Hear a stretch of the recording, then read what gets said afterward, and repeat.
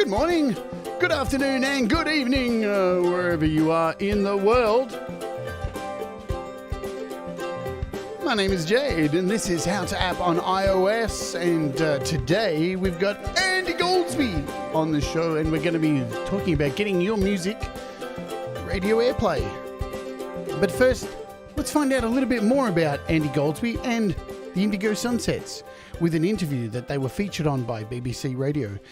Here it is for your entertainment only. You heard this thing called COVID? Well, this year the event was supposed to be held in the spring, but that thing called COVID was still around, so end of July it had to be. And normally, wherever there's a party, there's Anina Dasgupta, whereas nowadays it's a bit more subdued. So armed with a face mask, a bottle of alcohol gel and a microphone gaffer taped to a selfie stick, she went along to soak up the atmosphere while trying to avoid being pinged. Off she went to Cookley. We're kind of backstage at the moment, aren't we, at Cookley? We'll call it backstage. We'll call it backstage. What's your name? My name's Andy. I'm Josh. I'm Judge. Stu. And I'm the talented Andy. The talented Andy. Okay, so what's the name of your band? We're known as the Indigo Sunsets. I'm the drummer. I joined the band about a year and a half ago, I guess. A year and a half ago, so you joined the band just at the beginning of the lockdown? Oh, no, you've been here longer than you think. It's been about 3 years. Well, this is the problem because of lockdown. You've lost like a huge space of time, so probably been 2 years then, isn't it? Really? Yeah, sorry. Edit that out. And how many times have you managed to get together to play over the past 4 weeks, is it? Maybe once, yeah. This is the problem. We've locked down and stuff. We've had to be very careful with rehearsals. So, are you looking forward to today? Yeah, always looking forward to it, especially when it's a beer festival as well. It's always a good excuse to get out of the house, isn't it? Have they given you some beer tokens? They haven't. Well, we need to get onto that, don't we? You are not very well organised, are you? Well, we've got to set up. There's enough equipment to do. Better leave the drink until a bit later. Yeah, there's a lot of equipment I've known. Yeah, we've got to have all the gear. All the gear and no idea. Is that what we're doing? With idea. Yeah. What do you do in the band? I'm bassist and do backing vocals. Wear really cool sunglasses. Well, you know, someone's got to be vibing it, haven't they? I'm the baby, so, you know, I'm supposed to be the hippest. Do they all look after you? Absolutely not. I look after them, especially the drummer. Let me come over here. Now, you're with some equipment here. Tell me about yourself and how long have you been with the band? I think I've been with the band for about 13, 14 years. I'm Jared, the keyboard player. I also run Seven Valley Studios. Obviously, we've only been together probably 3 or 4 times during the lockdown, really towards the end, obviously, when we were allowed to socially distance. Had socially distant studios such as Lode Street and Seven Valley Studios. Take that off flow tests as well. Yeah, obviously, yeah. You know. Most of us are double vaccinated now. The younger one's not quite there, but we're getting there. So what does it feel like to be back out playing? Good. It would feel better if I hadn't driven 2.5 hours from West Wales for my holiday for this gig, but that's okay. It's got to be worth it then. The weather's been so hot, I'm actually quite relieved to have a break from it, although it's pretty hot in there as well. It is. It's hotter than I thought it was. I was expecting it to be heavy. We were expecting storms and rain showers, so I'm happy with this, to be fair. Right, over here then. So, what's your involvement? Lead singer and play guitar in the band. Oh, okay, lead singer. So, you're the one that gets all the women. Not sure if there's any women here yet, but that's all right. Maybe, yeah. So, tell me about your band that you founded and the sort of music that you do. I think it's very inspired from sort of 90s Britpop era. It's very guitar based.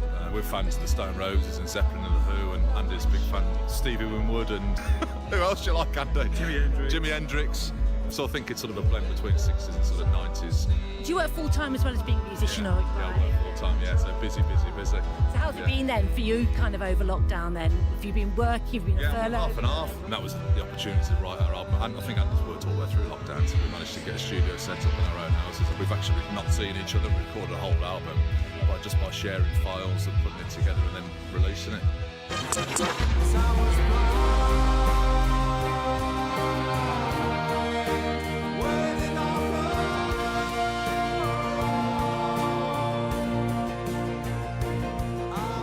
Over here, the talented one. Hello, I'm the other Andy in the band and I'm the lead guitarist. I've been with the band for probably about 16 years. Me and him hooked up over lockdown and recorded the album, which was great fun. Had a lot of real nice response actually across YouTube channels. We got involved with a lot of the YouTube communities. So we're getting messages in lockdown from places like Australia and the USA and Canada, and people really getting into what we were doing. And then the opportunity, once lockdown ended, to start rehearsing with these boys again. get back out there playing the covers, but also playing some of the originals. Hopefully the people here that have not had too much beer should enjoy them. So what inspires you when you write music? Where does it come from? I think it's just love of music from childhood, really. I wanted to play guitar when I was mid-teens, angry teenager in my bedroom, and I thought to myself, well, the opportunity through lockdown, we've only ever played covers before, let's just see how it goes. And then, strange enough, when you put in the right situation, the right environment, the tune just started coming. 'Cause I was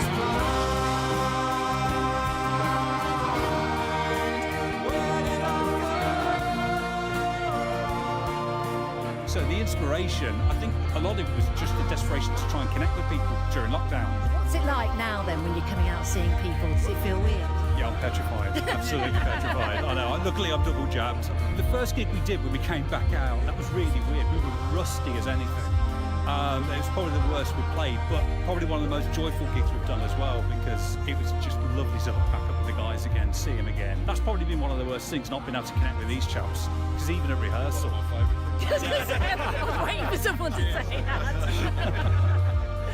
But it's just really, really lovely to get back out there. And a lot of the other bands that we're in conversations with, that we connected with as well, they're going back out and doing their first gigs now. Everybody's just over the moon to get back into live music again, which is tremendous. So long may it continue.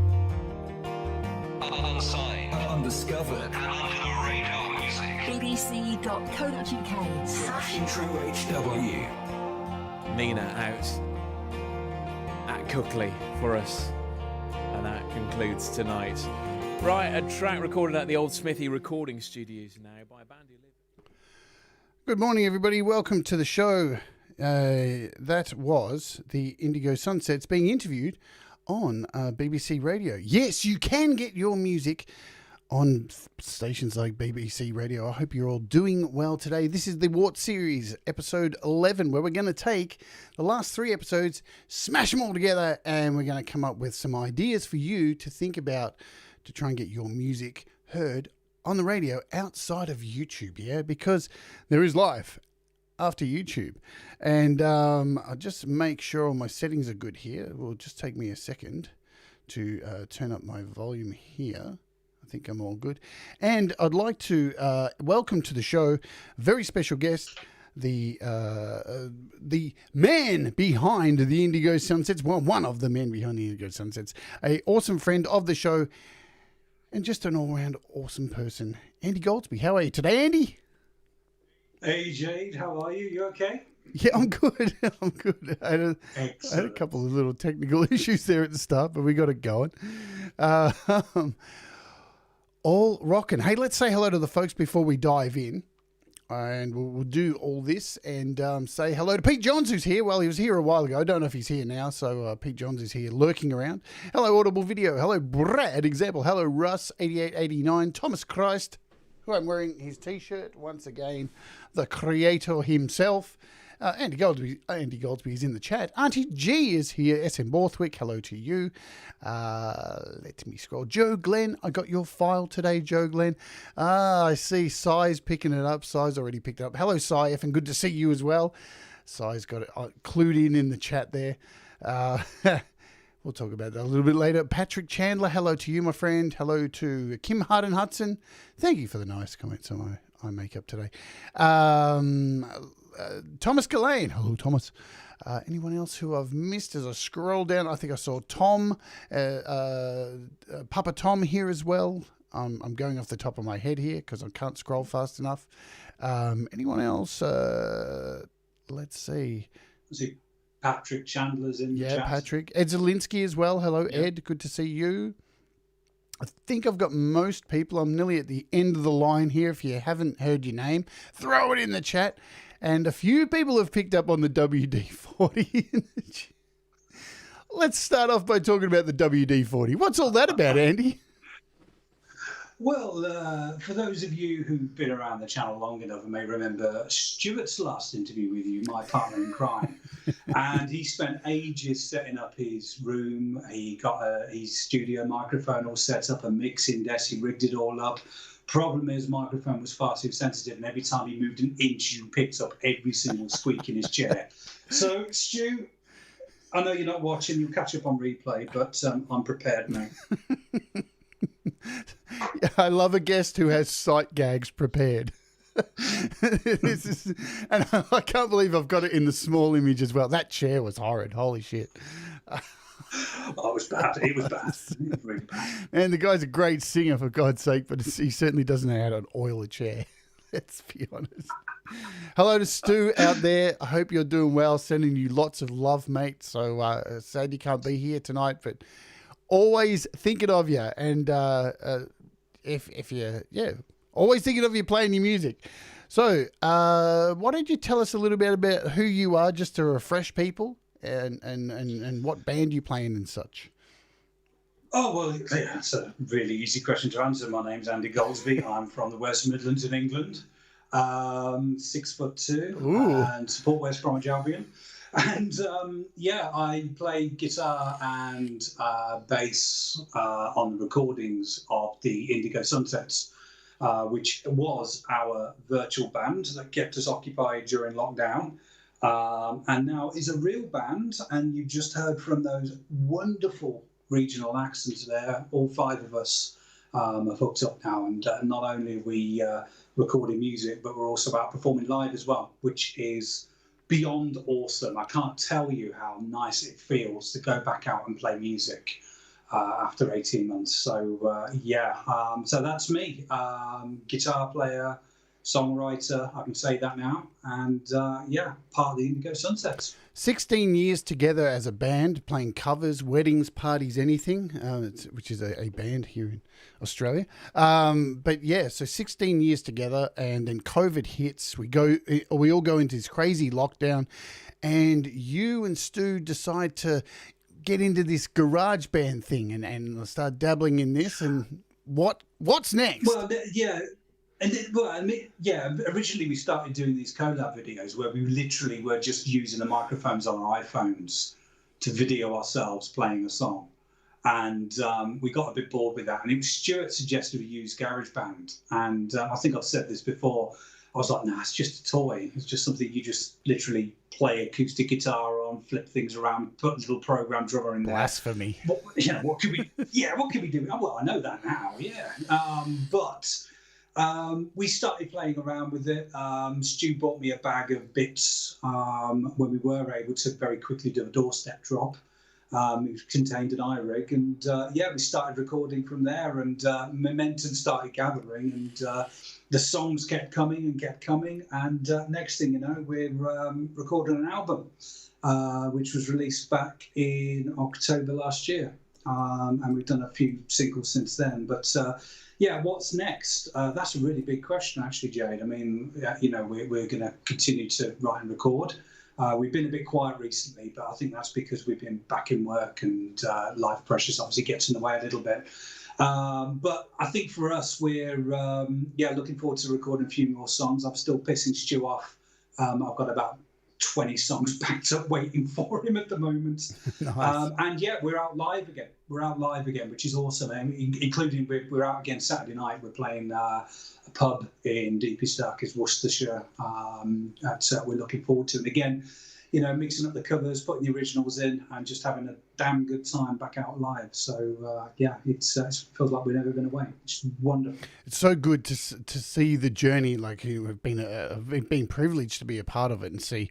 I joined this particular channel here on YouTube, on my channel and on Pete's channel, and to see you guys write this amazing album last year. And I've said this before, I'll say it again because it's true. Last year, I can't think of any other album last year that hits home. When I think of 2020 and everything that went down, not that it's tied in with all the lockdowns and all that, but I think that was my thing that I held on to. That was my album. Your album, The Comeback, was the thing that every time I hear it, I just think of 2020 now. Even though there was so much crazy stuff going on, there was a lot of great stuff that happened too, and that your album actually reminds me of the great stuff that happened. So thank you so much for your album. It's amazing. Oh, that means a lot. It really does. And I think this is what we're going to lead on to talking about tonight, because for me, it was just purely an outlet to begin with.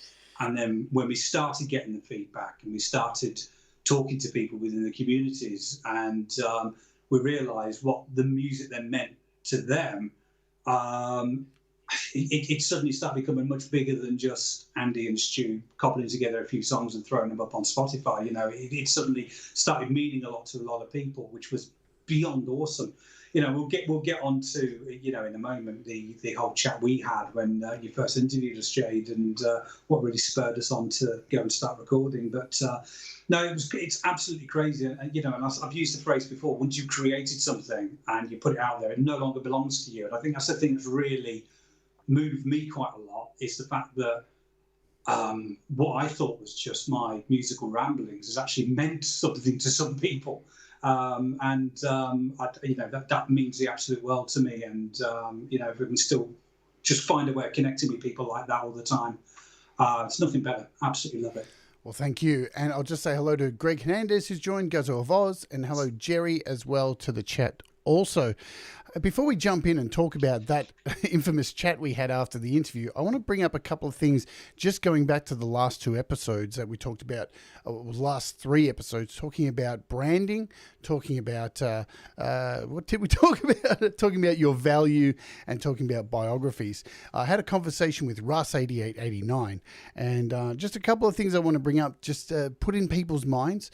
The first thing is about song titles. When you're writing a song title, and we talked about this, Andy, as well, in Clubhouse the other night with you also, Russ brought up this fantastic point. When he was writing song titles for his album, because Russ has had a stroke and such, as many of you will know, he wanted to make sure his music was available on Amazon so he could use Alexa to get her to just play a track wherever he wants around the house. And so he actually wrote his song titles intentionally so Alexa would pick up the words. So it's not something I've ever thought about before, but a really good thing to keep in mind, that these days it's a little bit more than just writing a song title. You have to think about these digital services like Siri and like Alexa, and these ways to ensure that when people want to say, hey, play my song, that it actually plays. So a really good thing to keep in mind is to test out your song titles on Alexa or Siri before you upload them. What do you think about that tip, Andy? I think that's absolutely awesome. And I think I proved it the other way. We called our album The Comeback, and the first single is The Comeback. Yeah. So when we want to listen to it, we have to go, and this is going to piss everybody off if you need your Alexa devices now, but Alexa, play the album The Comeback by the Indigo Sunsets. So yeah, that's completely the wrong way to do it. And Russ has just showed there, he's thought about it, how people consume their music on their Echo Dots through their Alexa devices, and he's thought, yeah, perfect. I'll title my songs so Alexa picks up on them. Genius. And I think if we went back again, we'd call the album something completely different, because it's been nothing but a headache. And like Russ, I enjoy uploading my music, whether it's something I've done myself or whatever, so I can listen to it while I'm washing up. So, yeah, perfect idea. Another thing Russ brought up, I just want to bring up too, that another idea, and you would have seen it during the process of him recording his album,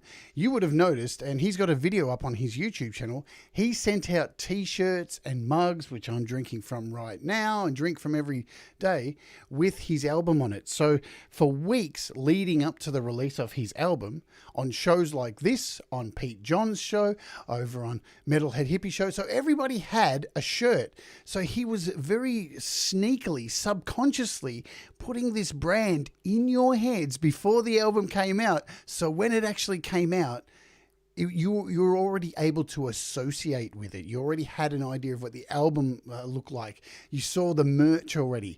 Very sneaky. So another good thing to keep in mind if you are thinking about releasing an album and you have gone to somewhere like Teespring and made merch because it's free to do, send them out to places like me or Pete. I'm not just begging for free merch either, but because it does work, it does pay off, and it's an old school way of thinking, how artists used to, in the olden days, send their copies of merch and stuff out to radio stations and out to TV promotions or wherever. They'd send packs out to people within the industry to create hype and buzz, because it really does work.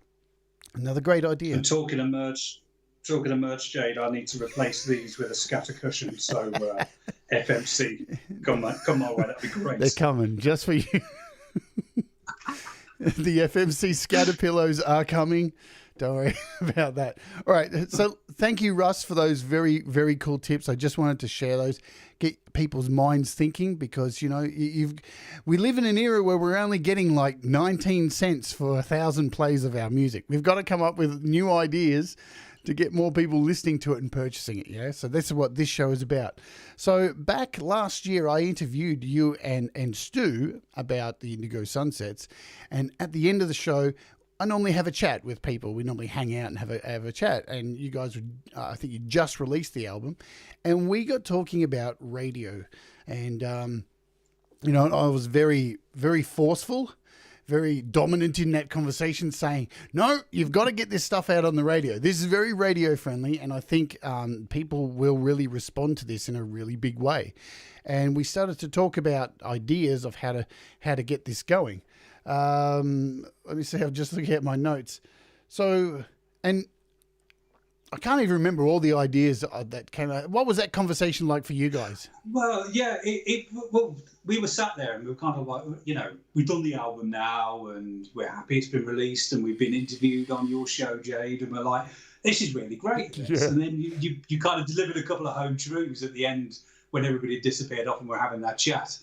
And you're kind of, so what are you doing next? You need to get this stuff out on the radio. You need to get it out now, because if you leave it sort of 3 months, the moment it's gone, you've released your music and it's going to be too late. And I sort of sat there thinking, yeah, you're right. Oh, God. Okay. How the hell do we do that?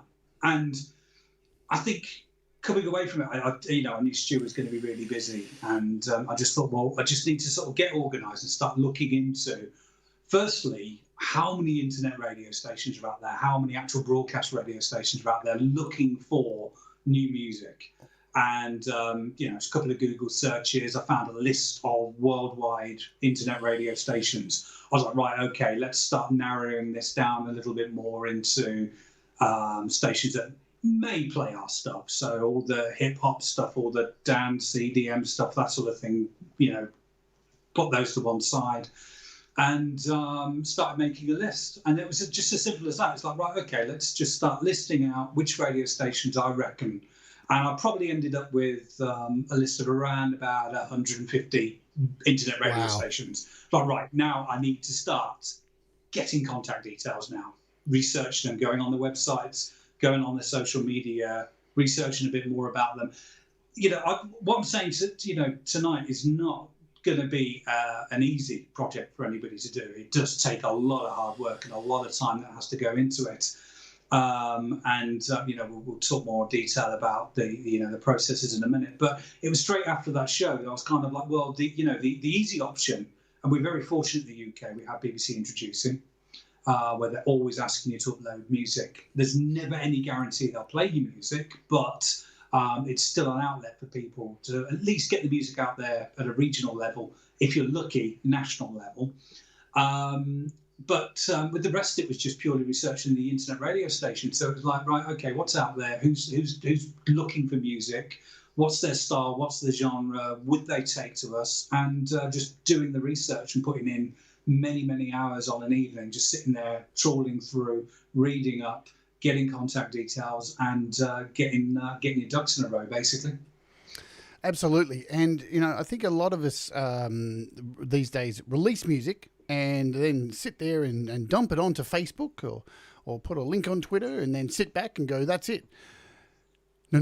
It's not it. It's not the way to go, because, look, if you've been on Facebook for any amount of time, hello to Pete Johns, who's just joined us as well. So if you've been on social media for any amount of time, you will know there's fuck all engagement. There really is. And you would, in a perfect world, when you do post a link to your music on your personal Facebook page, you would think all your family and friends would be gushing to go and listen to it. But no, it's not it's not the case. I've got many friends who actually tell me to their face they hate what I do. Oh man, that sucks. I can't stand it. Always telling me to stop posting, and I'm like, well, just scroll by it. It's fine. But yeah, no, friends and family on your Facebook page. Family, yeah, they support it, but there's a lot of friends who absolutely loathe what I'm doing. So yeah, and that even if they were like, you got to do a slow wind, mate. Bring it up slowly. Even that pool is a very small pool of people anyway. So if that's what you're aiming for, you are setting the bar way too low for your music. And this goes back to the value of your music, you know.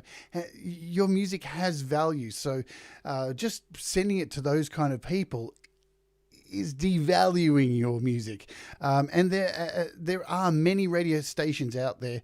Radio stations still exist, folks. They really do.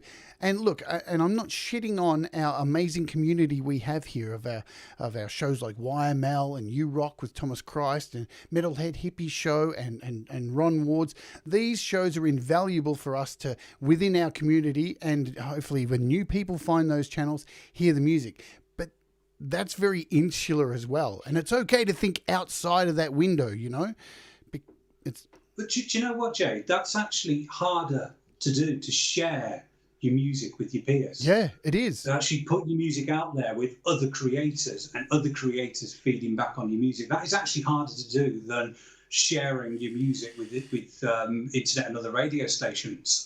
Because, you know, you're always going to get that sort of, I suppose, little bit of anticipation, a little bit of anxiety over the critical reception something's going to get. Now, we're very blessed with the sort of people that we, that we all hang out with through the communities. That I've never met such encouraging, creative, talented people. And there are some wonderful people who have become very, very dear to me over the last 18 months. And I'm very grateful to have got to know them and got to know their music. But it's much harder when you throw something up on YML, when you share something with your Patreon show, Jade, when you're mastering. It's so difficult. It's so nerve-wracking. When you put something on the radio, that's your buzz because you're hearing somebody play your music on the radio, and you can't beat that feeling. But yeah, this isn't in any way to devalue the communities of things like YML. Not at all. This is if anything. Everybody in the chat who's shared stuff on these channels have already done something much harder than what we're talking about tonight. Yeah, and you're absolutely right too. Nearly all of us have putting our music out on these shows already. We've already got our balls out. So there shouldn't be any fear about sending this stuff to radio stations because, and let's kick off with this, I think radio stations, so be it internet radio stations, and remember in the US and such, college radio still exists.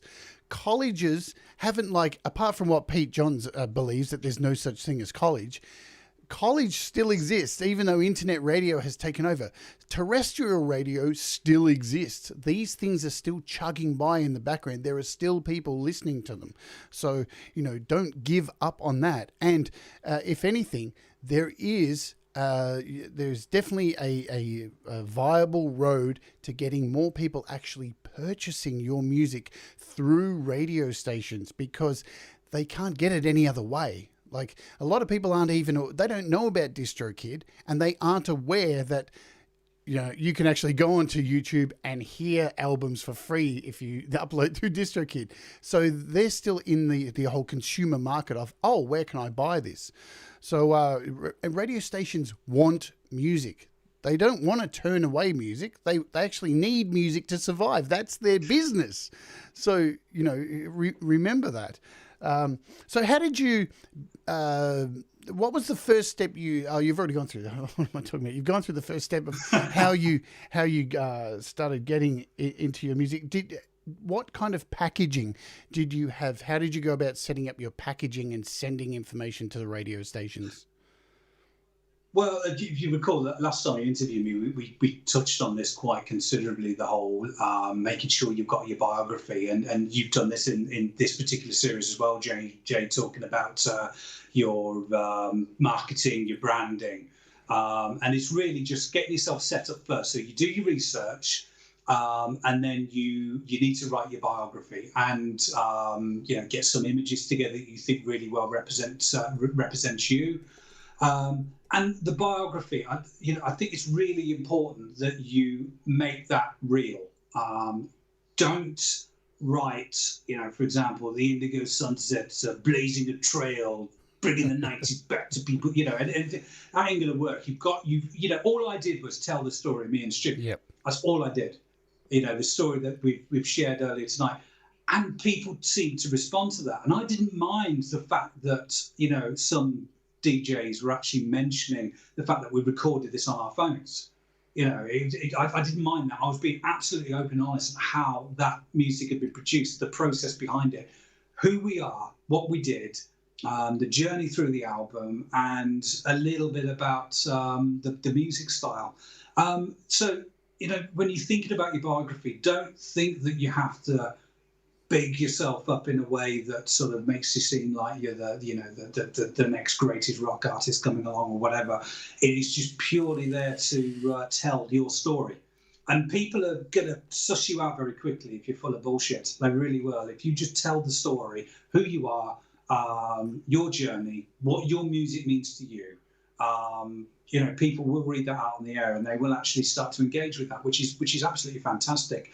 There's a radio station that both we've been on, and I know Auntie G's been on as well, which is actually local to us. They love the fact that we're from Birmingham, because we played on that. We were kind of like, well, we're local boys, so are you going to play us? And they were like, yeah. And he gave this whole spiel about setting up. I can imagine myself driving down the Soho Road in Birmingham, listening to that track, and he was talking about our music in context of the city, and it was beautiful. And that was all because we put in our little bit of spiel that we sent through to the radio station, who we are, what we do, where we're from. It's just as simple as that. So your bio does not have to be too involved. It really just has to be the truth. That's all you need to put down. Quite simple. Yeah, and recording music on an iOS device is a actual marketing tool. It's actually something to get a leg up over other people, because anything that makes, I think this anyway, it makes you kind of look like an underdog. And everybody loves an underdog as well. So you've come through like, what, you made this on a phone? It's a conversation starter as well. So don't be afraid to put that in there. I think that's definitely a conversation starter. You mentioned Auntie G.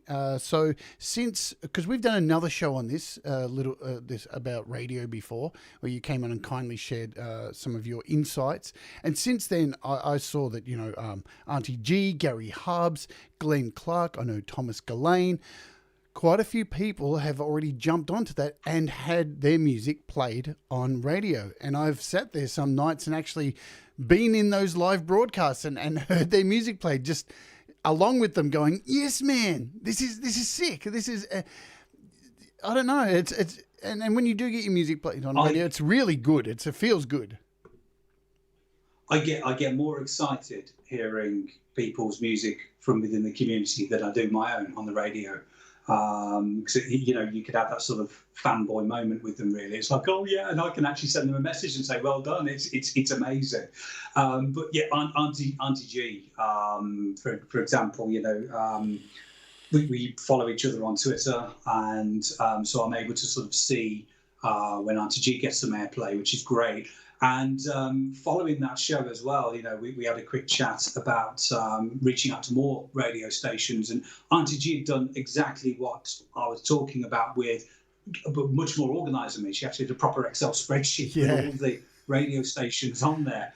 And she shared that with me, which was absolutely awesome. And another good thing that Auntie G had done, and we'll move on to talk about this in more detail in a minute, but she'd researched the stations that would play her type of music. So, we all know a massive country music influence there. So again, getting on sort of disco radio ain't going to work for Auntie G, is it? So she'd done her research really, really well.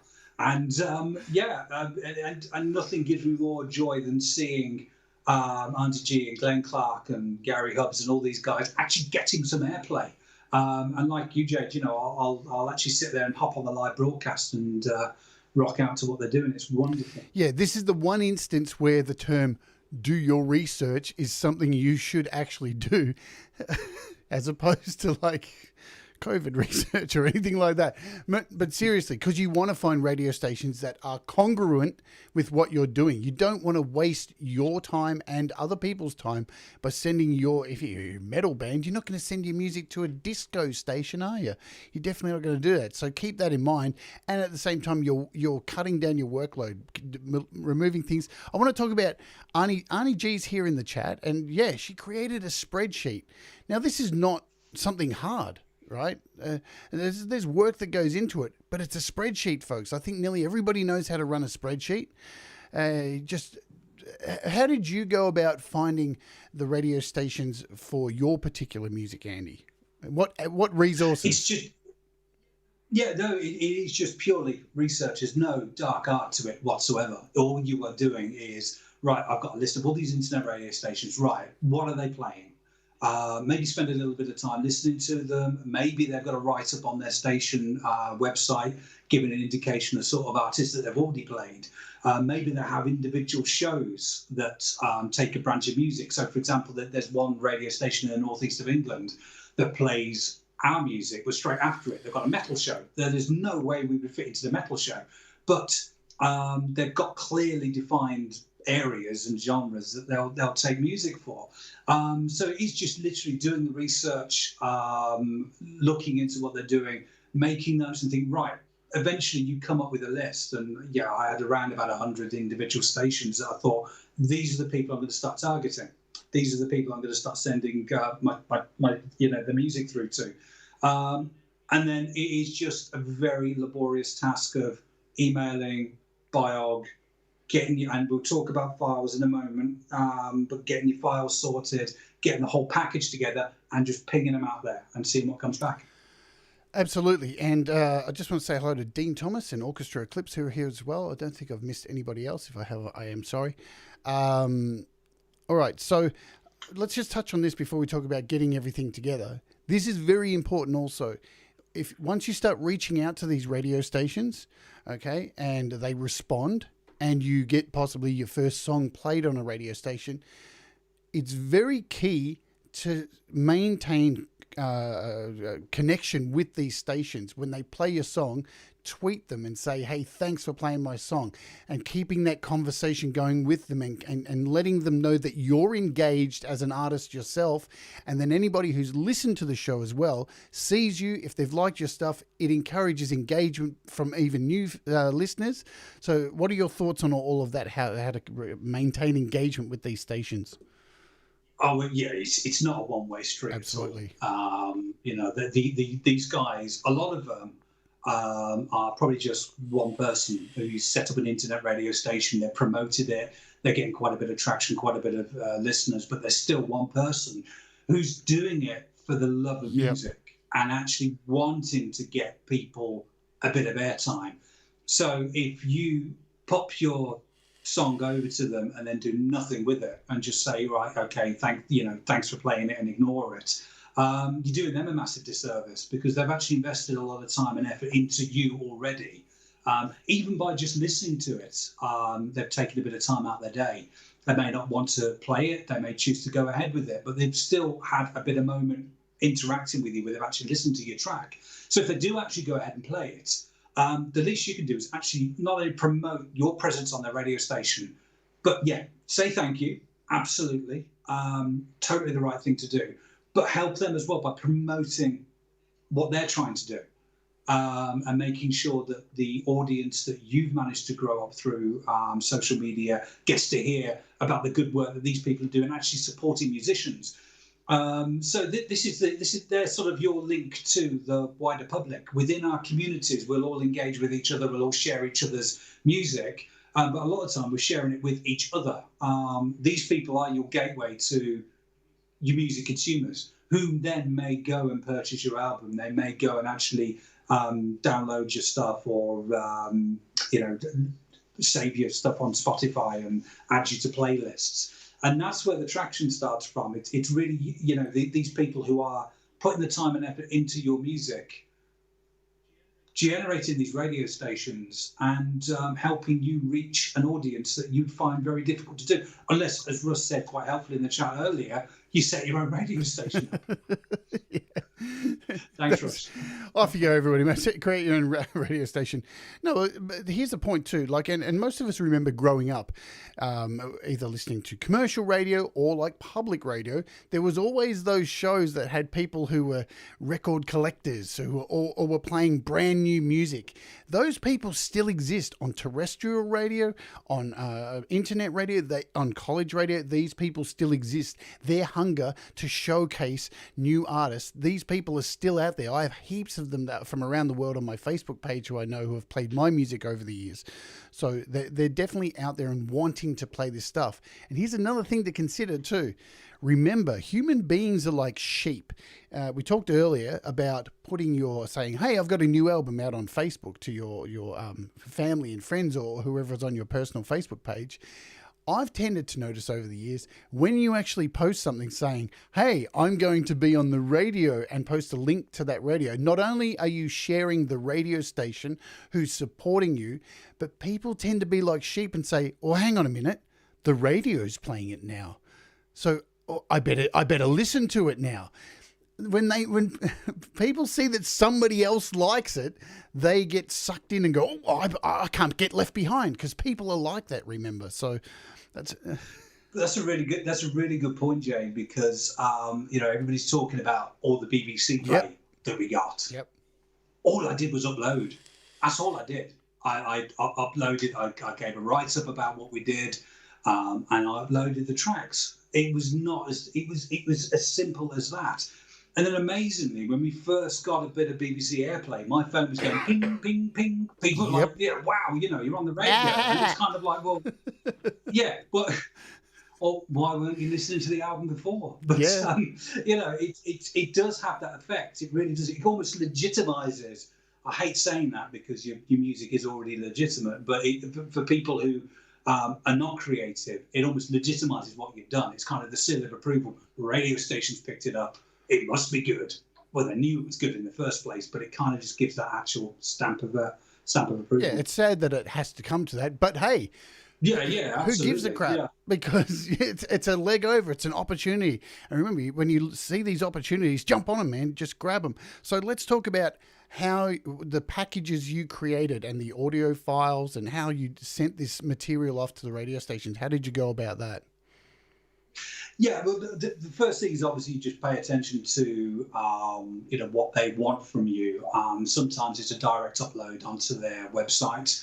Other times they like the stuff just sent through simply by email. So obviously you attach your biog, maybe a couple of photographs. You need to pay attention to the file formats.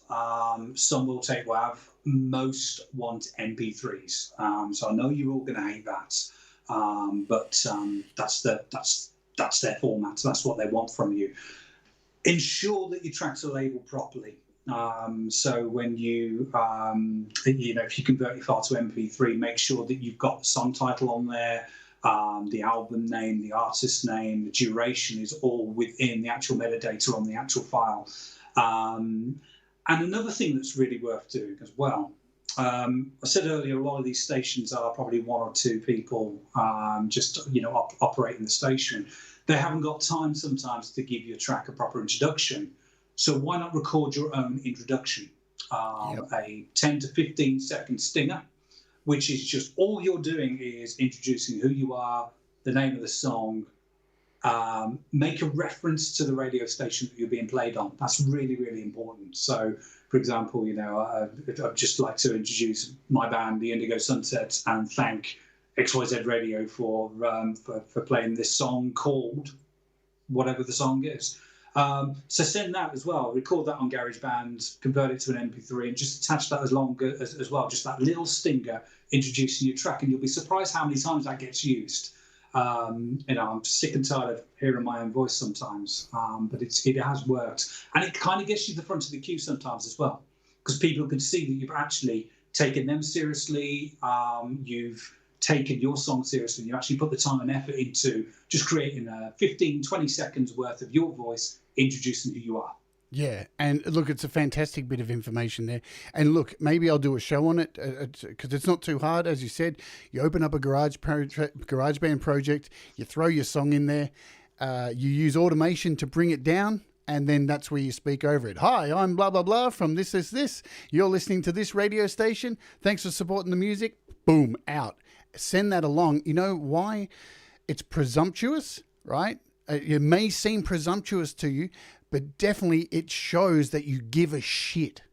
And like anything, it's like any job you go for. If you roll up to a job and you know nothing about the company that you're going for a job, you're not going to get it. But if you're prepared and you know something about this radio station, you've actually listened to it maybe for a week or so, you've investigated, this shows that you give a shit, and that's what they want. It shows that you're engaging in them first. So it's definitely a great thing to do. Maybe I'll do a show on just how to whack one of those together, because it is important in another W.A.R.T episode. Let me know if you want to have that happen. I just want to touch on something Pete wrote in the chat here, and I'll tell you a quick story.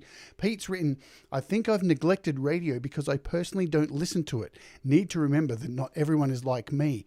100%. Just because you're not listening to it doesn't mean there isn't a whole world of people out there still listening to it. And let's talk about Pete for a second, because I think... And not, I love Pete, right? I love the music that he makes. And we all can agree, Pete Johns writes some of the most catchiest hooks you will hear. How many of us over the last 3 weeks have been, oh, just a work in progress? Even down on my fridge downstairs, my new flatmate Derek has written on the little whiteboard attached to our fridge, we're all just a work in progress. Because it's in, and I get really upset that Pete releases this music, and it seems to go nowhere from there. And last year, Pete will remember this, I actually submitted Pete's music to a radio station here in Australia. And for the first time, it got airplay. And that guy who plays on the radio station here in Australia is still playing Pete's music every freaking weekend. I don't know if Pete realises that. He's been playing it every week. But another point on that as well, Jade, is when you did that, I remember it was a Saturday morning, my time, and I set my alarm to make sure I was up in time to actually hear that. So I logged onto their station, knowing full well that I think it was you, and certainly Pete, and I can't remember who else was on there as well. But I actually did that because it was kind of like, I want to hear them on the radio. I really want to hear that song on the radio. And spent some time Saturday morning laying in bed just listening to it. It was fantastic. But what you're saying there, Jade, as well, and Pete, if you're still listening, you do so much for all of us. Yep. But you forget, you probably don't forget, but you are creating some really awesome songs that need to be out there. And what you've said there is absolutely right. You forget about radio because you don't listen to it. But non-music people, as in people who don't create music, they will listen to the radio. They will still put it on. They will still take the time to actually go out and research. And you imagine those guys, like you said earlier, those old guys rooting through the old vinyl. Like Jade said, they're still out there. They're still consuming music. They're still looking for music. And a lot of these people get off on the fact that they've discovered something themselves.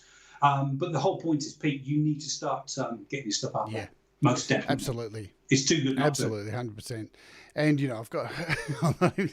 I'm not going to say it. Russ has a question too, which I had an overlooked Audible video. So question is time of your tracks still a factor? In my opinion, I think it's radio station specific.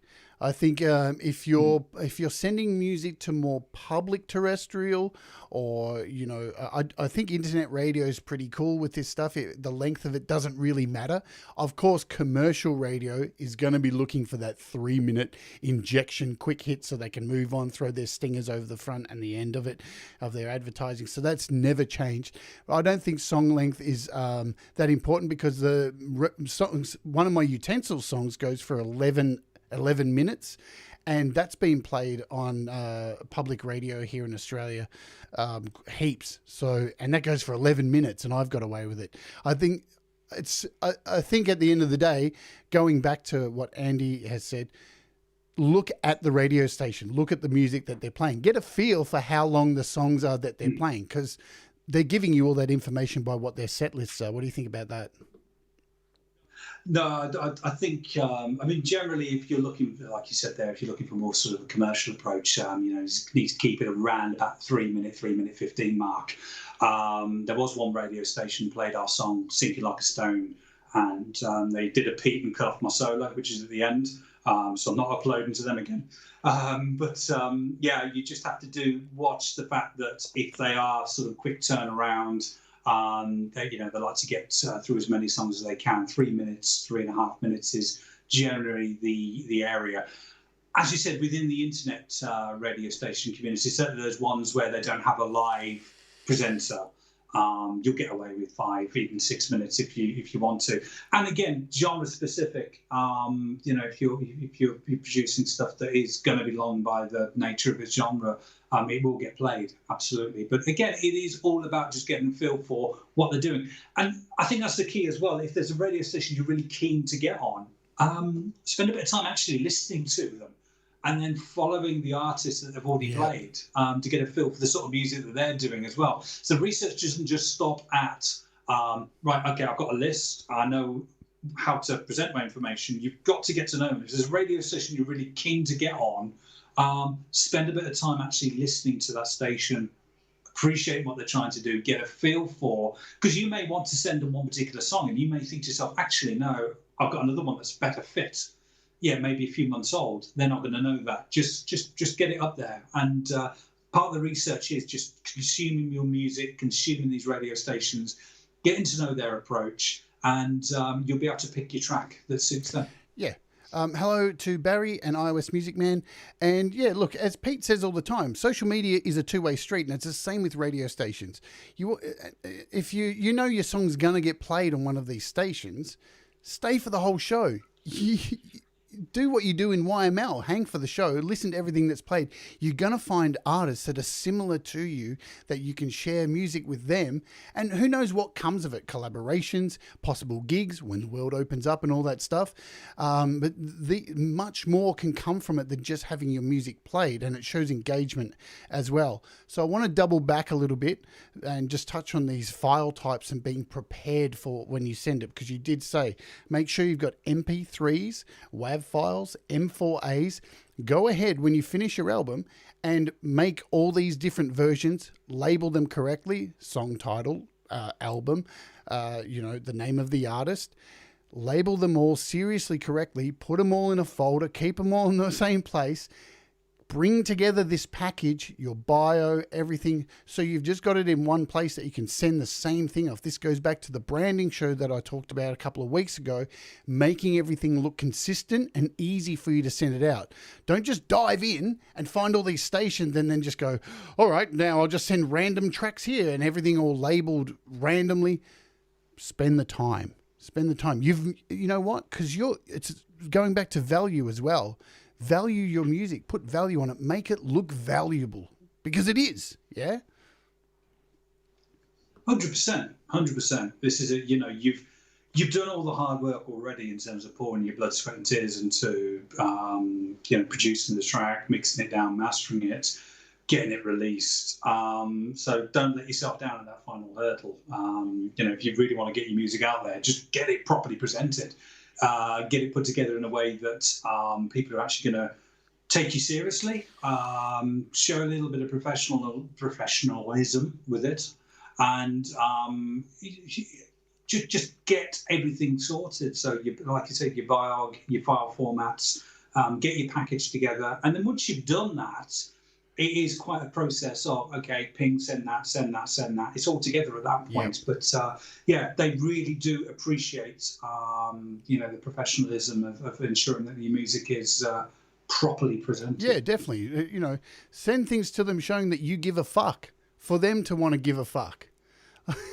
Just to be blunt, that's how it is. I just want to touch on too, because once you start sending this stuff out, right, let's talk about rejection.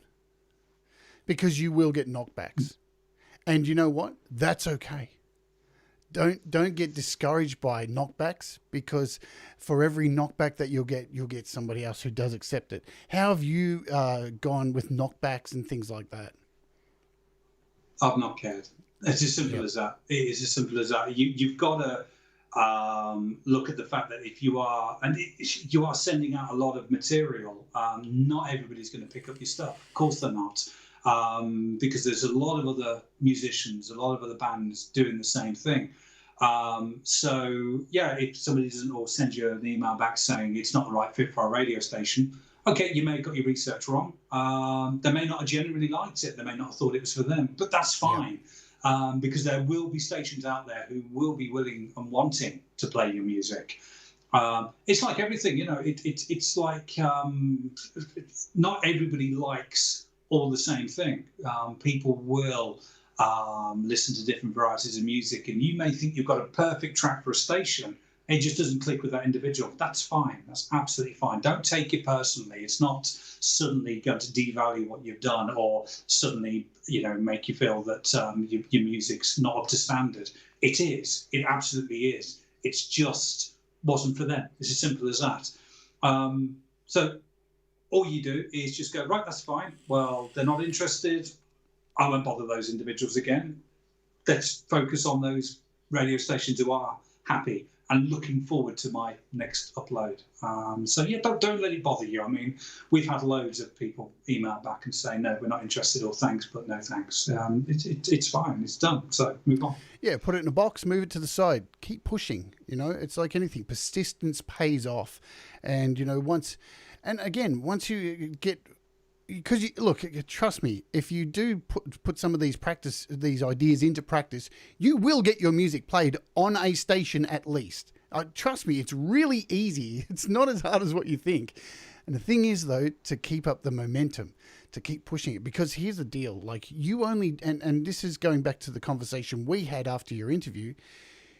You only have a very short window frame to push this music. Let's talk about when it hits iTunes, right? So your music, even if it ever gets featured on iTunes, even if you're a really big artist, it only hits for, say, a week at the most.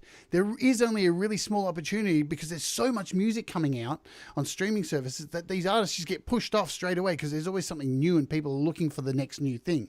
So during the time of recording your music and putting all this together, be doing this at the same time. Have all this ready to go and ready to push out and attack. But that's a really good point, Jade. Think about your release dates and actually don't set it in terms of, I fancy it on a Friday and that will mean that, if that ain't going to work. Start sending these emails out before your release date, maybe 2-3 days before, and mention the fact that it's going to be released on a particular date. Don't do what we did and have to literally scramble, because that was a really frantic week. We released the album, and then next thing I know, I'm up to my eyes in it in research, trying to get all the music out there, panic uploading almost, learning as I went, making a lot of mistakes, getting those knockbacks. Thankfully it worked, but I think if I had that time again, I would certainly think about my release dates and put in conjunction with that where I want my radio play to be. Because the thing is, if then it's hitting the radio stations the same time as it's hitting Spotify and iTunes, people are more likely to go, okay, I'll go and view it on Apple, I'll go and download it. It's there, it's presented to them. They think, oh, I've got it on day of release, or I've got it a couple of days after it's been released. It means more to that individual when they do that. So, seriously give serious thought to your release date and ask yourself the question, am I ready? And not ready from a, is it mixed, is it master point of view, but am I ready to get it out to the radio stations yet? Have I got all my bits organised, my biog, write up about the song, my file format's all sorted?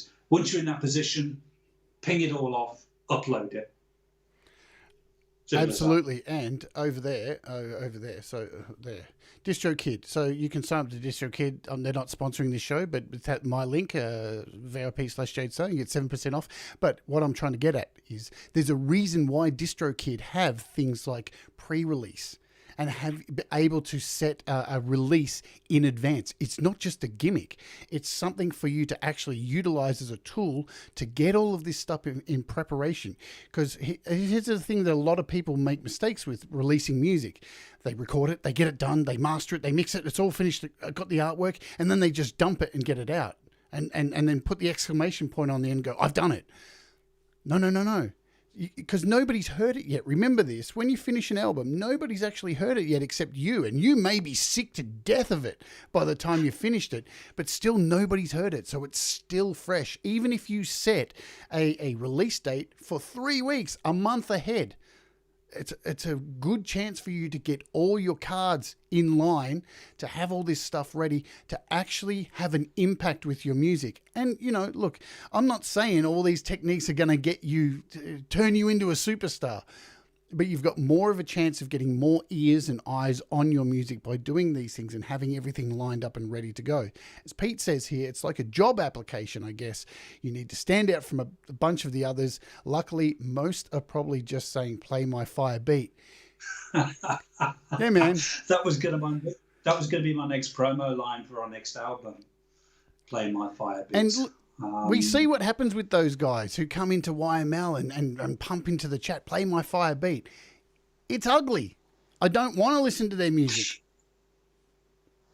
But I think this is the other thing as well is knowing your audience. And you know, we got an email another day off a kid in Russia who apparently had heard our album and dug what we did and thought his 808 beats would be a perfect match for us.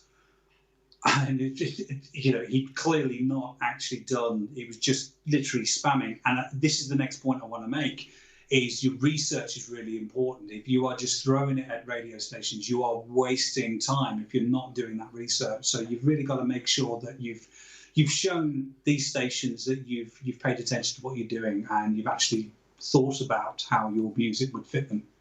Yeah, absolutely. Because remember, your time is valuable, right? Yeah. So, you know, take that time to get all this stuff in order and do that research, because it is valuable and you don't want to waste time, because that, as I said, time is of the essence. You release that stuff and within a couple of days, it's old shit. Nobody gives a crap. So get in there and bang that stuff out. So look, you started this journey, pushing stuff to radio stations, I think in October 2020, was that when you first started doing this? Yep, last year, nearly a year ago. You're still getting airplay now, aren't you, without even like sending stuff anywhere? Yeah, I've not sent anything out since early March, and I think we're down to about 4 plays a week now.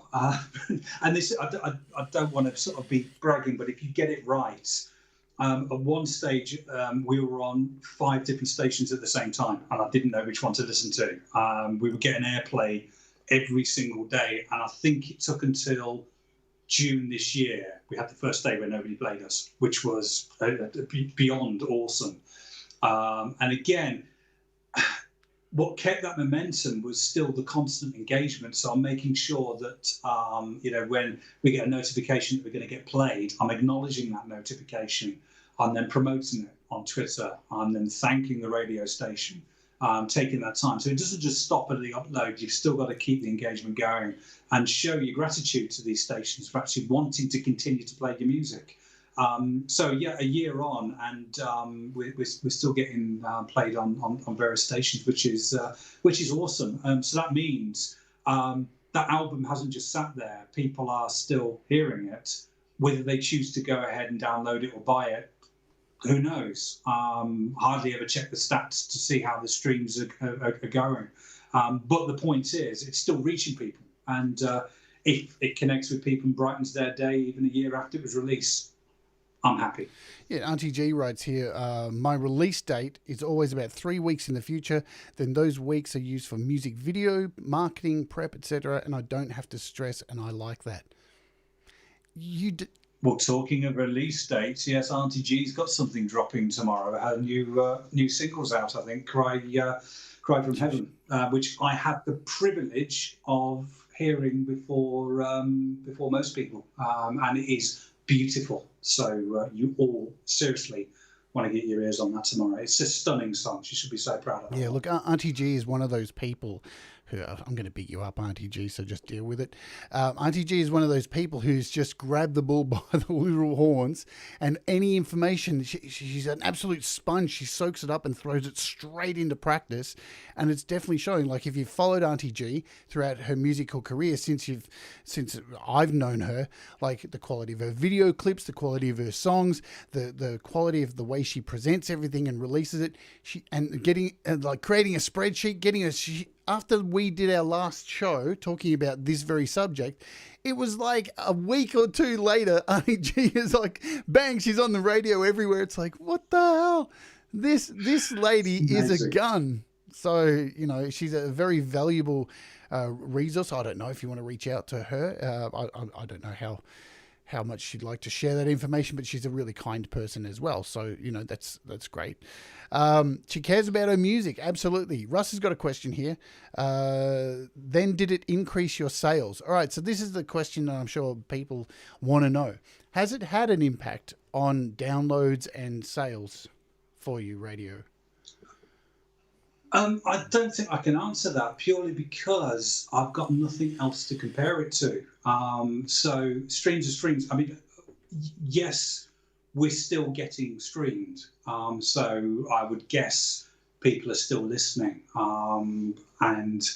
It took off very quickly, and we had a lot of people obviously downloading it when it was first released, but it's kind of just maintained. So we've got a regular pattern. So I think I'll be able to answer that question a bit more accurately when we've done a second album and repeated the process again to see how it's worked. But my guess, and this is my best guess, is it must be working because we're still having people purchase our music, which is great. And it doesn't seem to sort of, ebbs and flows a little bit, but I don't know. I think once I've got something to compare it to, I can give a more of an accurate answer, but it must be working. But that's not why we do it, Russ. I can see I can just imagine Russ laughing at the same time he's written, "You're worried about the tax man." I can just hear him laughing right now. So the BBC, let's talk about the BBC for a little bit, right? Because a lot of people because we have the ABC here in Australia, which has a shoot off called Triple J, which plays a lot of alternative music. These days it's kind of more commercial than anything else. But there are big radio stations out there that you can submit stuff to. You shouldn't, this is what I think anyway, you shouldn't be afraid to send stuff to commercial radio as well. Because remember, the music industry has changed, regardless on if you don't listen to terrestrial radio at all, they have changed. They still are seeking music to play also. There are on commercial radio stations shows that showcase new independent artists as well. So never be afraid of these bigger named radio stations just because they've been around for years. Because, I mean, you did that. You just tell us, how did you approach someone big like the BBC? I uploaded it to the website. It's as simple as that. You don't have to give it any thought. Seriously, don't be scared of it. And then you'll get the buzz then in terms of you'll get the email, and the email comes through. Somebody's listened to your track, and you're like, oh, okay. And is that going to move on to anything? And what frustrates me is you get the email the moment they're playing your track. So if you're not actually following your email, you might miss the fact that you've been played. But it is just a case of utilising the introducing website, uploading their music. They're very encouraging for you to do that. They support local music. If you get to I don't know, if you get to a particular traction, then you get the more national stations listening and looking to promote on whether it's Radio 6 or Radio 1 sometimes, which is awesome. But if you're in the UK, don't be frightened of doing that. Just upload it, and again, you're not going to get rejection. All you'll know is the fact that they've listened to it, and then you won't hear anything else. So that's kind of But they still encourage you to keep uploading, and they make a very good point as well. You can't just throw everything at them. You have to sort of pick 2 or 3 tracks, and then you have a 30-day limit before you can upload again. And they make a very good point, and that is basically upload your best representation of you. That's all they're asking. So think carefully and get it over to them. One of the things that I love that they did with us as well, they weren't actually playing our song, but they were using Raging Waterfall to promote the shows. So they were talking about people who've gone through the introducing, actually gone on to become famous, like the likes of Ellie Goulding. And in the background was our song playing. And for me, that kind of really legitimized the upload, because it was suddenly our music was being used as a vessel for promoting others. I just thought that was absolutely fabulous. So don't be scared. Just upload it, and everybody within this community is quality enough.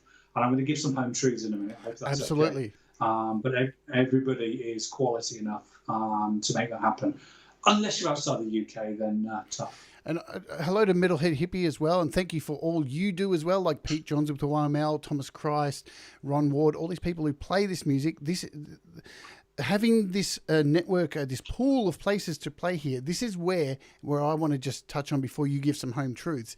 This is where you need to pay attention to what people tell you, what song they think is good of yours, yeah? So this is the best way to get an idea of what songs to send to radio stations. It's like, I'll give you an example. So I did an episode of Behind the Song and had Andy and Stu on the show. I think I had... Who was on the show on that one? Was it Stu? And you were in the audience, weren't you? Yeah, for that one. Yeah. And I chose the song Raging Waterfall because I felt, and I think many other people, just from me going back and looking at YML, there's a lot of people who wrote, I really love this song. It really resonates with me. That was the one that seemed to be the one that resonated. So you need to pay attention to what people are saying in these chats, in these shows and comments. And that's your song that you send. What resonates with people. Utilize these groups and everything to find out what's going to be the one and send that, because you may think a song represents your music, but a lot of the time that's just your favorite song and it's not resonating with people because you can't control what people gravitate to. And, look, and it works with all the big bands. You really think Hotel California being played every night is their favorite song to play, or Nirvana when they had to go out and play Teen Spirit every night? No. Faith No More is one of the prime examples of this. Their song Epic back in the MTV era became huge, and they fucking hated that song. They hated it so much, man, that they would just fuck it up on stage because they hated it. But you can't control what audiences like. So that's what's really... It's true. We nearly binned that song off. Yeah, we nearly thought this is no good, and we nearly actually just chucked it in the bin, that one, because our favourite song is not that one. Yet people seem to really enjoy it, which is great. And it's done well on the airwaves as well. It's had a lot of play, which is fantastic. On the BBC stuff, Russ has got a question that we'll just answer before your home truths, which is that national, i.e. Radio 1 or local stations? I'm guessing. Oh, do you mean national? Yeah. Well, yeah, we had the email saying someone for Radio 1's listened to you, but there was no way we were going to get on that because we're too old, essentially. But ageist. National Radio 1 is ageist, everybody. You heard it first. I wanted Radio 6. That's what I wanted. But no, generally, we've been played... introducing is regional, but because me and Stu seem to sit on a lot of borders in between regions, we've actually had good spread. So Hereford, Worcester, Coventry, Warwickshire, West Midlands, which is a lot of farms. And a lot of the times, if you're getting play on a big station like BBC, and you're getting played on regional, that can filter through to the big stations. It can actually pick up. So don't think that this is the best it's going to get. It's the same thing with Spotify. I'm not getting any traction or anything like this. You never really know when a song's going to actually get picked up. Like my FMC album, which has been out since 1999, from December last year right through till June this year, was getting 3,000 plays a day on Spotify out of nowhere. And it just was consistent for months.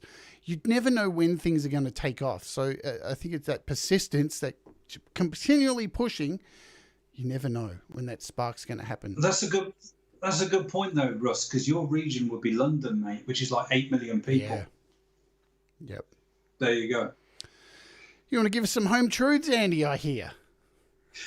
Yeah, let's do it. Yeah, there's a couple of people. I mean, we've already mentioned Pete needs to get your music out there, but I just need to really, I suppose, just want to use this as a moment to talk about people who've actually really affected me with their music in a really good way, and should be exploring other other options. We've talked about Auntie G, and she's done a fantastic job, How to App on iOS exclusive here. I'm actually going to be working with Auntie G on a little track, which I'm looking forward to getting pulled together soon.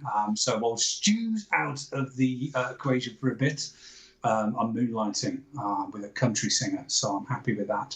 But yeah, just really mention for people like Glenn Clark who've taken the plunge, Gary Hubbs who've done it as well. Russ's album, that was incredible, absolutely incredible. And what I loved about that is the fact that was you fulfilling your ambition, Russ, to work with your cousin. I'm paying homage, obviously, to, you keep mentioning Pink Floyd, but I really think you should think long and hard about a couple of tracks and getting those uploaded there. Same as Sai. I've spoken to Sai quite a bit this week. You've got a new album launching, and you keep saying, I'm not genre specific. I don't believe you there. I really think you should give some thought about getting some of that music out there, because again, it's incredible. One of my favourite albums that's dropped, and I actually got really emotional when I first heard it because it was so good. And this is why I feel a bit of a fraud. People keep talking about our band and our music. I don't rate it compared to some of these individuals. Thomas Gillaine's album, Peaks and Valleys, was that blew me away. So, Thomas, you need to be doing something with your music and certainly getting out there, because that really, really affected me in a good way. And Kim, I don't know if you're still in the chat, your song Time. Again, I've been listening to that all day today, and that's incredible. So please, if anything I've said today, you need to get that out there, absolutely, because that song is wonderful. I heard it on, what was it? Was it your anniversary show you did, Jade, where you played everybody's music within the community? Yep. First time I heard that song, and it was, I thought it was amazing. So Kim, please get it out there. I remember what I said earlier, in fact, the fact that you've done the hard thing in terms of you shared it with your peers. We're going to be the ones who are the most critical. This is the easy step now. This is just getting out there to people who just love music. So please, give it a thought and get it out there, because that song needs to be shared. And then, we've got the likes of, I'm a big fan of the Chandler Brothers as well. Sean and Patrick. Their songs really strike a massive chord with me. Certainly that sort of real sort of rock edge that they get there. And again, they should be exploring this as well. So I'm massive fans of theirs. But yeah, the home truths for certainly a lot of these guys, in particular, massive fan of Thomas Gillaine's album. So please, Thomas, think about doing something with that, because that deserves to be heard. And the same with you as well, Kim. Please give it some thought, because you need to get it out there. And there we go. That's my home truths. So apologies if I come across a little bit bossy there, but you need to think about these things sometimes, people. Absolutely. Why do I not have this Chandler Brothers single? Let me make sure I added that. I was just showing artists that you was mentioning there. And speaking of Sai's got a new album coming out next week, and we're going to be doing a double premiere, bit of advertising. So the same time this week, same time, I'll be doing a 45-minute show.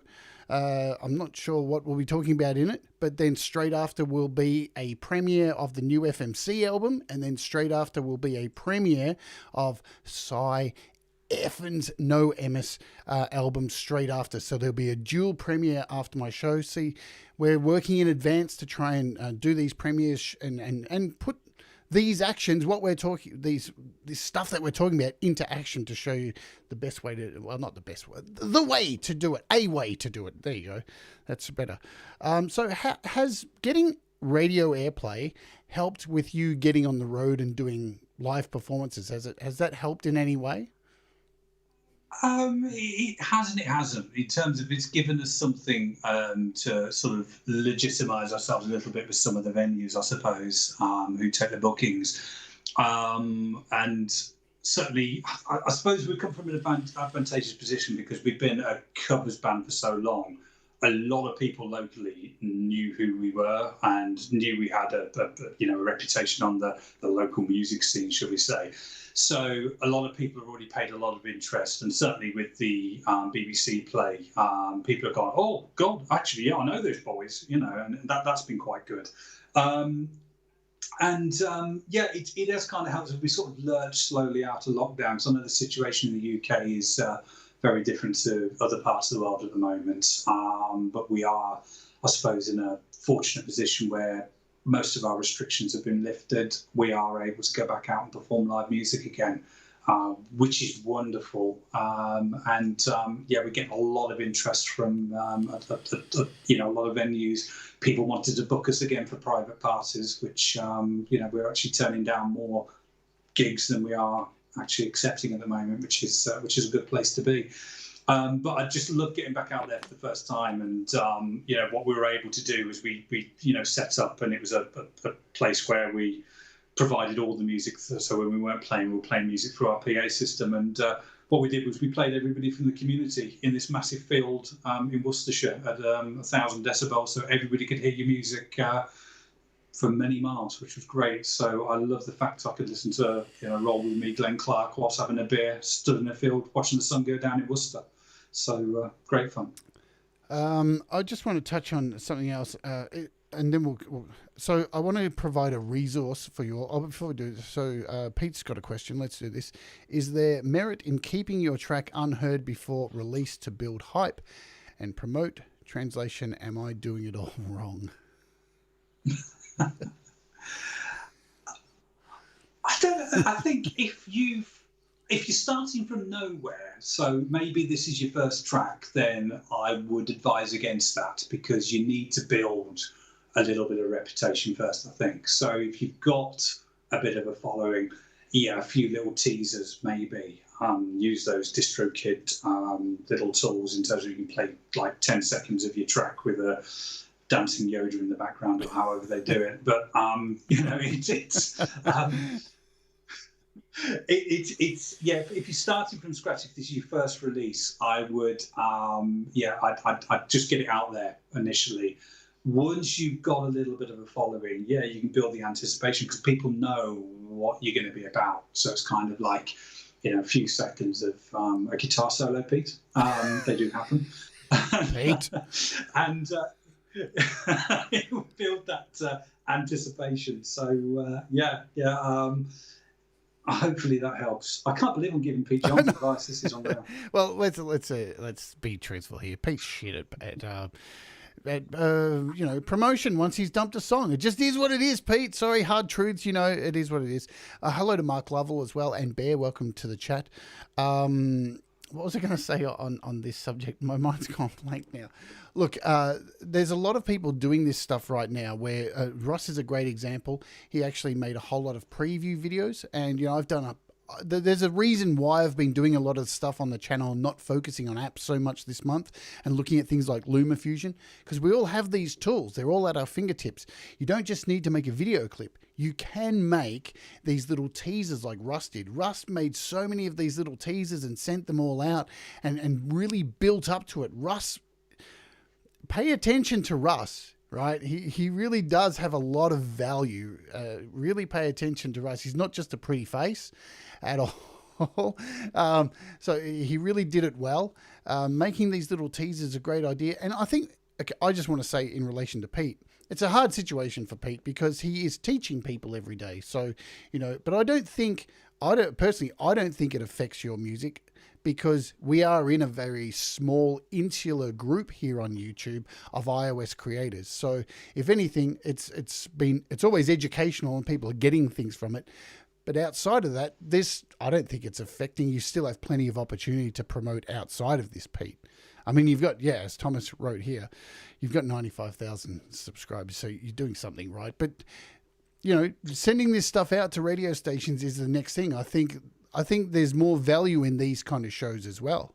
Yeah. So I think, Pete, I'd like to see you do some more shows on your journey, pushing your music out to these radio stations and doing follow-up stuff. I think that'd be really valuable for your community, if my advice counts for anything.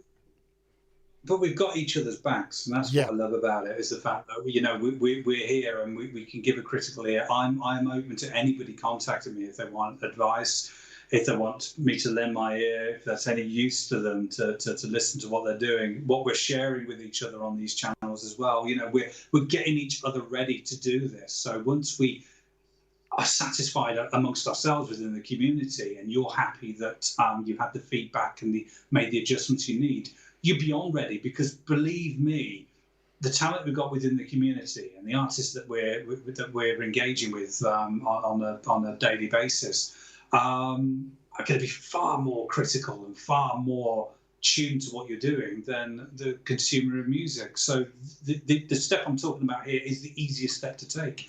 But we've got each other's backs. We absolutely have. And, you know, as long as we're all, you know, supporting each other, encouraging, giving honest appraisals and taking that in a way that just makes us grow and become better, what happens outside the community is going to be a piece of piss for us. It really is. Absolutely. And the one thing that I did notice, going back to Russ for one more second, is I noticed when Russ had his premiere over on Doug's channel, and when he's been played on YML and Tom's show, what I did notice over many other artists was a lot of people writing in the chat that they'd actually purchased Russ's music.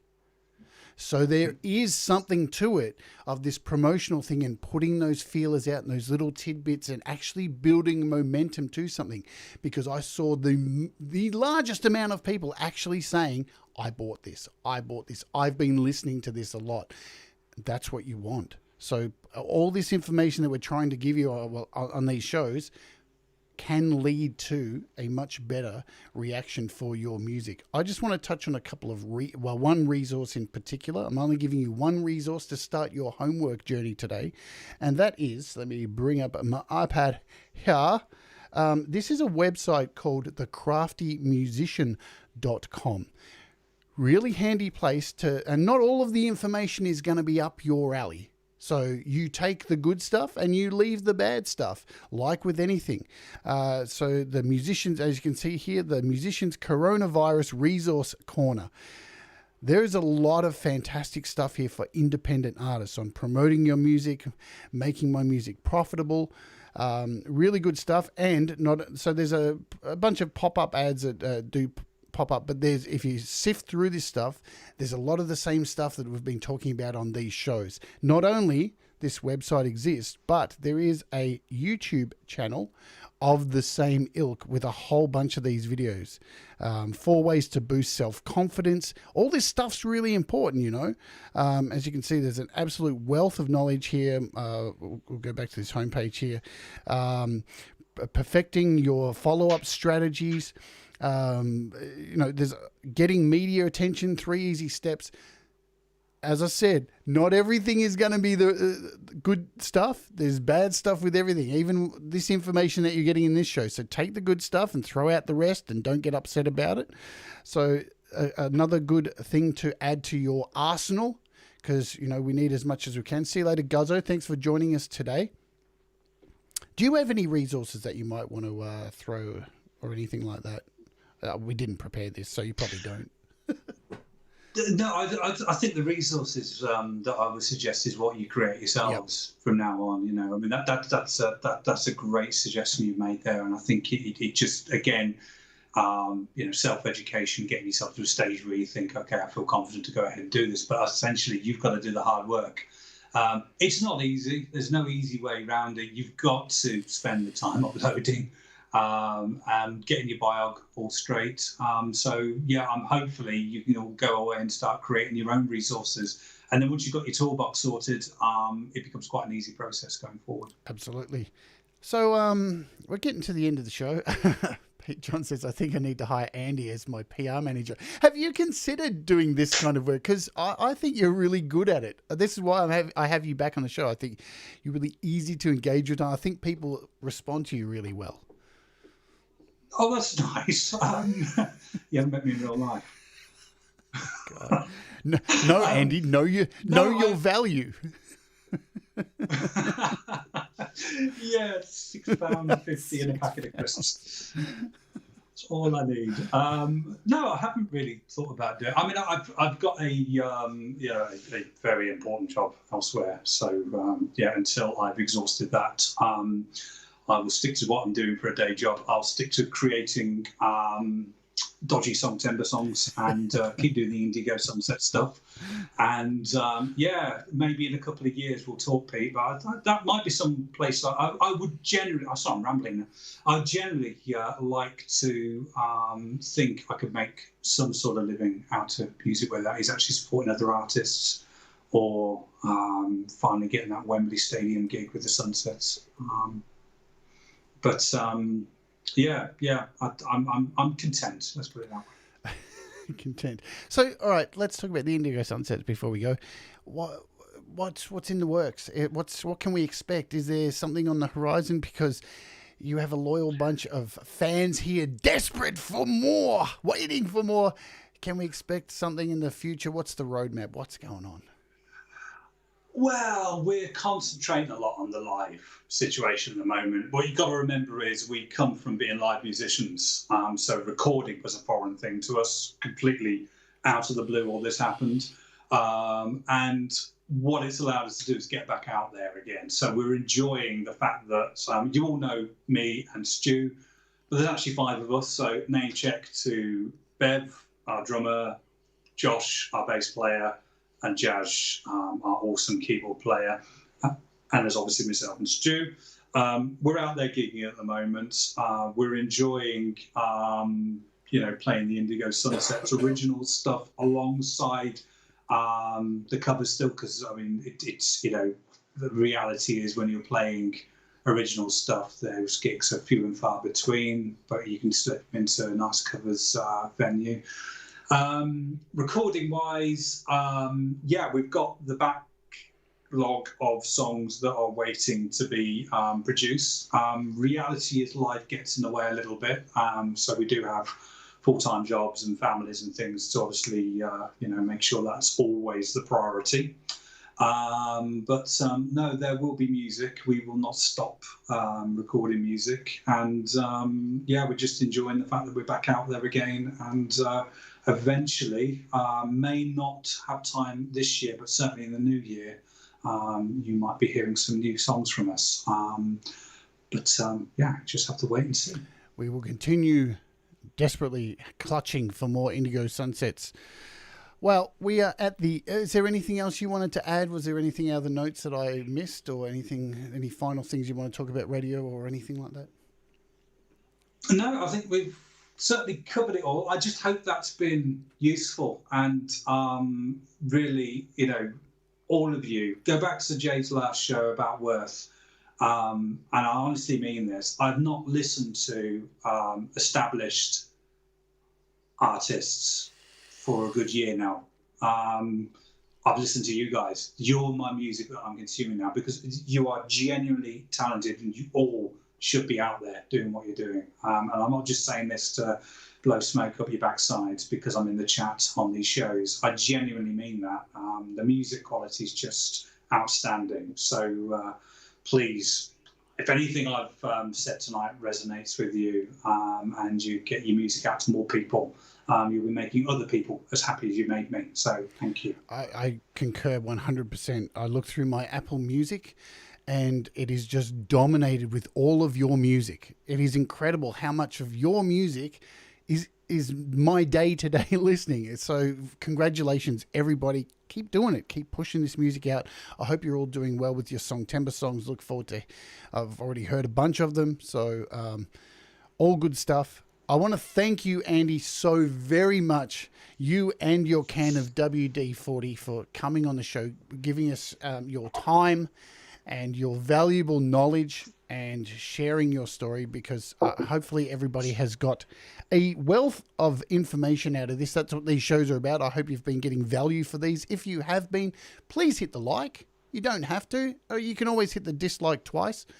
But thank you so much, Andy. I've put links to getting in contact with Andy, Indigo Sunsets music, all that jazz. Thank you so much, Andy, for your time. Thank you. You are fantastic. Jay, thank you for inviting me on. And I love what you're doing. I love your channel. Anything I can do to support. So it's been a pleasure. Thank you for having me. Always a pleasure, never a chore. Folks, remember with your music, what you put in is what you get out. That's what I'm going to leave you with today. Remember, do the things that make you happy. Mistakes make you better, and we all rise together. That is the theme of this show. And to go out today, I'm going to remind you all what makes the Indigo Sunsets so fantastic by going out with Raging Waterfall, of course. Sorry. Because it is what it is. It's a fantastic song. Thank you so much, everybody, for being here. Thank you, Andy. And enjoy the music. And I'll see you again tomorrow for, I think, more FMC.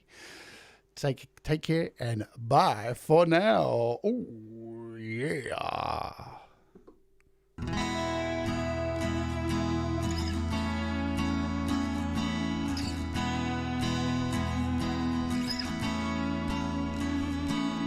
I don't think I've seen this place before.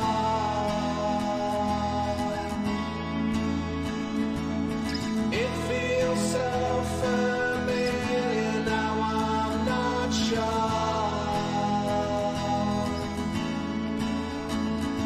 The windows all steam up high and dry.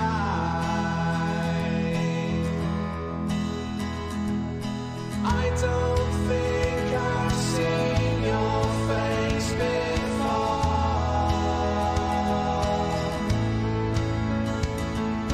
You look so familiar, now I'm not sure.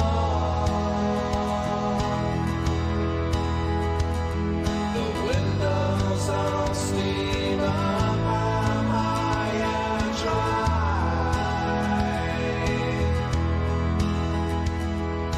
Never ever know the reason why.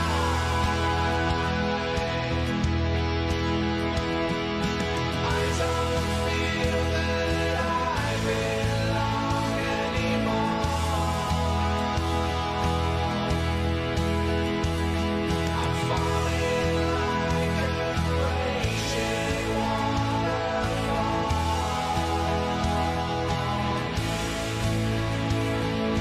Windows all steam up high and dry. You'll never ever know the reason why.